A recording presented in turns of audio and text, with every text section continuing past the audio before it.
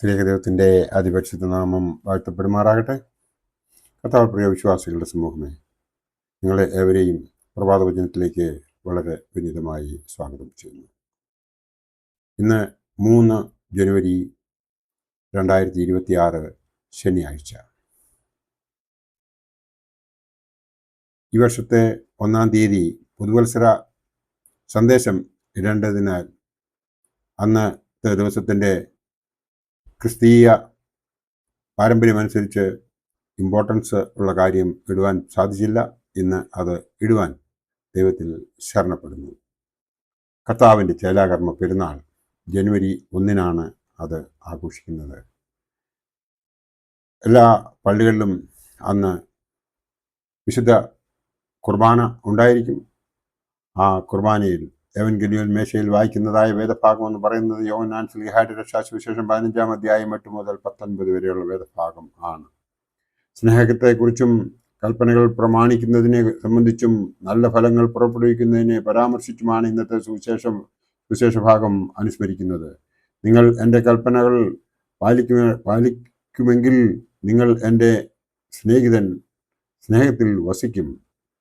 ദൈവത്തെ സ്നേഹിക്കുകയും അതേസമയം അവൻ്റെ കൽപ്പനകൾ പാലിക്കാതെയും ഇരിക്കുവാൻ ആർക്കും കഴിയുകയില്ല. സ്നേഹിതൻ എന്ന അവസ്ഥ ദാസൻ എന്ന അവസ്ഥയേക്കാൾ എത്രയോ ഉയർന്നതാണ്.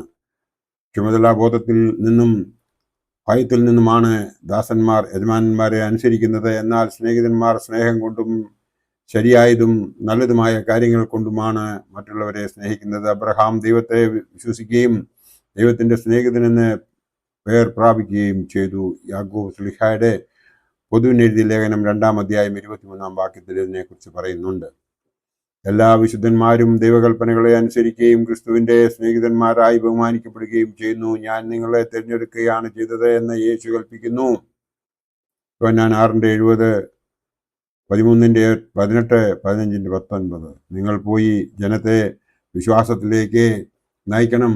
അതാണ് ദൗത്യം. സ്നേഹിതൻ പുറപ്പെടുവിക്കുന്ന നല്ല ഫലം എന്നത് വിശ്വാസികളെ ഉൽപ്പാദിപ്പിക്കുക എന്നതാണ്. ജീവനാണ് സ്രോതസ്, സ്നേഹമാണ് അതിനുള്ള സാഹചര്യം. ഫലം പുറപ്പെടുവിക്കുക എന്നതാണ് ലക്ഷ്യം. ലോകം നിങ്ങളെ ദ്വേഷിക്കുന്നുവെങ്കിൽ അത് നിങ്ങൾക്ക് മുമ്പേ എന്നെ പകച്ചിരിക്കുന്നു എന്നറിഞ്ഞുകൊള്ളുവീൻ. ലോകത്തിൻ്റെ നിന്ന, വെറുപ്പ്, പക എന്നിവ യഥാർത്ഥ ശിഷ്യന്മാർക്ക് അവകാശപ്പെട്ടതാണ്. ഞാൻ ലൗകികനല്ലാത്തതുപോലെ അവരും, അതായത് ശിഷ്യന്മാർ, ലൗകികരല്ലാത്തത് കൊണ്ട് ലോകം അവരെ പകച്ചു. യോഹന്നാൻ 17:14 അത് പറയുന്നുണ്ട്. ലോകം നിങ്ങളെ പകയ്ക്കുകയും നിങ്ങളെ വെറുക്കുകയും ചെയ്യുന്നെങ്കിൽ അതിൽ നിങ്ങൾ ആശ്ചര്യപ്പെടരുത് എന്നാണ് 1 യോഹന്നാൻ 3:13 പറയുന്നത്. ക്രിസ്തുവിൻ്റെ പ്രതിനിധികളായവരെ ലോകം വെറുക്കും. കാരണം ലോകം ക്രിസ്തുവിനെ വെറുത്തുവല്ലോ എന്ന് നമുക്ക് ഏവർക്കും അറിയാം. ജനുവരി 1-ാം തീയതി കർത്താവിൻ്റെ ചേലാകർമ്മ പെരുന്നാളാണ്. 8-ാം ദിവസമാണ് ചേലാകർമ്മം, അതായത് പരിച്ഛേദന. ഡിസംബർ 25-ാം തീയതി ജനന പെരുന്നാൾ. 8-ാം ദിവസമായ ജനുവരി 1-ാം തീയതി ചേലാകർമ്മ പെരുന്നാൾ. അബ്രഹാമിൻ്റെ പുത്രനായ ഇസഹാക്ക് 8-ാം നാൾ പരിച്ഛേദനയേറ്റു. ഉൽപ്പത്തി 21:4. നിങ്ങളിൽ പുരുഷപ്രജയൊക്കെയും പരിച്ഛേദന ഏൽക്കണം. ഉൽപ്പത്തി 17:9-10 വാക്യങ്ങളിൽ ഇത് പറയുന്നുണ്ട്. എന്ന കൽപ്പന യേശുവും പാലിച്ചു. എന്നാൽ യേശു ക്രിസ്തു ചേലാകർമ്മത്തെ തന്നിൽ പൂർത്തീകരിച്ചുകൊണ്ട് അതിന് വിരാമം വിട്ടു. പുതിയ നിയമ സഭയിൽ പരിച്ഛേദന എന്നത് മാമോദിസ എന്ന കൂദാശയായി മാറിക്കഴിഞ്ഞു. ജനുവരി 1-ാം തീയതി കപ്പദോക്യൻ പിതാക്കന്മാരായ കൈസരിയയിലെ വലിയ മാർ ബെസേലിയോസിൻ്റെയും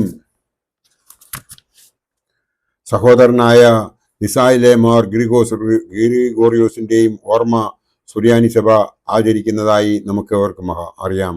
ഈ പിതാക്കന്മാരെ സംബന്ധിച്ച് ചുരുക്കം ചില കാര്യങ്ങൾ പരാമർശിക്കുവാൻ ആഗ്രഹിക്കുന്നു. ബേസിൽ എമീലിയ ദമ്പതികളുടെ 10 മക്കളിൽ മൂത്ത മകനാണ് മോർ ബെസേലിയോസ്. ബേസിൽ എന്ന് നമ്മൾ അറിയപ്പെടുന്ന ആള്. നിസായിലെ മോർ ഗ്രിഗോറിയോസ്, സെബസ്ത്യായിലെ മോർ പത്രോസ് എന്നിവർ 4 സഹോദരന്മാരിൽ 2 പേരാണ്. ബേസിൽ AD 329 കൈസരിയായിൽ ജനിച്ചു. ഇദ്ദേഹം AD 364 കശീശാസ്ഥാനം സ്വീകരിക്കുകയും AD 370 കൈസരിയായിലെ മെത്രാപ്പോലീത്ത ആവുകയും ചെയ്തു. അറിയോസിന്റെ വേദവിപരീതത്തെ സ്വീകരിക്കുന്നതിന് നിർബന്ധിച്ചപ്പോൾ അദ്ദേഹം പറഞ്ഞ വാക്കുകൾ ശ്രദ്ധേയമാണ്. നാടുകടത്തൽ എനിക്ക് അറിഞ്ഞുകൂടാ. കാരണം എനിക്ക് ഒരു സ്ഥാനത്തിനോടും ആഭിമുഖ്യമില്ല.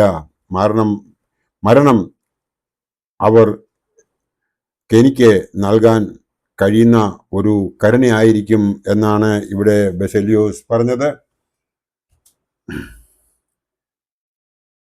നിങ്ങൾ എന്ത് തന്നെ പീഡനമേൽപ്പിച്ചാലും ഭീഷണിപ്പെടുത്തിയാലും അറിയോസിന്റെ വേദവിപരീതം സ്വീകരിക്കുന്നതിന് എന്നെ പ്രേരിപ്പിക്കുവാൻ കഴിയുകയില്ല. ഇദ്ദേഹം സന്യാസ നിയമങ്ങൾ ക്രോഡീകരിച്ചിട്ടുണ്ട്. മോർ ബെസേലിയോസ് AD 379 ജനുവരി 1 കാലം ചെയ്തതായി നമുക്ക് ഏവർക്കും അറിയാം. നിസായിലെ മാർ ഗ്രിഗോറിയോസ് AD 335 ജനിച്ചു. AD 372 നിസായിലെ മെത്രാപ്പൊലീത്തയായി. AD 380 സെബസ്ത്യാനോസിലെ മെത്രാപ്പൊലീത്തയായി. AD 381 കുസ്തന്തീനോസ് പോലീസിലെ സുനകദോസിൽ പങ്കെടുത്തു. തത്വവിശ്വാസത്തെ സംബന്ധിച്ച് അദ്ദേഹം രചിച്ച പ്രബന്ധം that we shall not think of saying there are 3 codes വളരെ വിഖ്യാതമാണ്. മോർ ഗ്രിഗോറിയോസ് AD 394 കാലം ചെയ്തു. മൂത്ത സഹോദരനായ മോർ ബെസേലിയോസിന്റെ ഓർമ്മയോടുകൂടെ മോർ ഗ്രിഗോറിയോസിന്റെ ഓർമ്മയും ജനുവരി 1 ആചരിക്കുന്നതായി സഭ നമ്മെ പഠിപ്പിക്കുന്നു. നാം ഇതിൽ നിന്നൊക്കെ മനസ്സിലാക്കുന്നത് കർത്താവ് ശലാകർമ്മം സ്വീകരിക്കുന്നതിന് വേണ്ടി മാതാപിതാക്കൾ അവരെ യെരൂശലേം ദേവാലയത്തിലേക്ക് കൊണ്ടുപോകുന്ന ആ ഭാഗം നമുക്ക് ഏവർക്കും വളരെ സുപരിചിതമാണ്. കാരണം നിയമത്തെ ഒരിക്കലും യേശുവിൻ്റെ മാതാപിതാക്കൾ കയ്യിലെടുത്തില്ല എന്ന് മാത്രമല്ല, സ്വയമായും അത് എടുത്തില്ല എന്ന് സുവിശേഷം നമ്മൾ വായിക്കുമ്പോൾ നമുക്ക് മനസ്സിലാകുന്നുണ്ട്. നാം ഓരോരുത്തരും സഭയുടെ ചട്ടക്കൂട്ടിൽ നിന്നുകൊണ്ട് ഈ ദേശം ഭരിക്കുന്ന ആ ഭരണാധിപന്മാരുടെ നിയമത്തെ പാലിച്ചുകൊണ്ട് ദൈവവിശ്വാസികളായി മുമ്പോട്ട് ജീവിക്കുന്നുവെങ്കിൽ നാം ഓരോരുത്തരും ദൈവത്തിൻ്റെ മക്കളായി നമുക്ക് ജീവിക്കുവാൻ സാധിക്കുമെന്ന് മാത്രമേ അവസരത്തിൽ ഓർപ്പിച്ചുകൊണ്ട് എൻ്റെ വാക്കുകൾ ഇവിടെ ഉപസംഹരിക്കട്ടെ. ദൈവം നമ്മളെ എല്ലാവരെയും അനുഗ്രഹിക്കട്ടെ. നന്ദി, നമസ്കാരം.